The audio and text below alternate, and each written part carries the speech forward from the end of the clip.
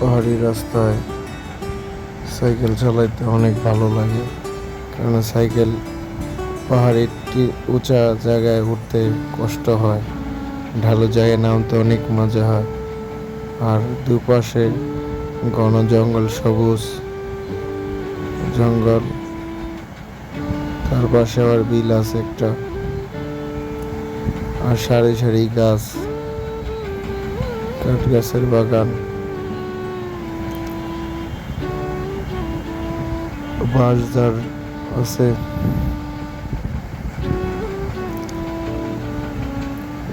আর পাহাড়ি রাস্তায় সাইকেল চালানো মজাই অন্যরকম, কারণ অনেক গতিতে নামে পাহাড়ে ঢালতে, মনে হয় বাইকের ফিলিংস না হচ্ছে হাই স্পিডে।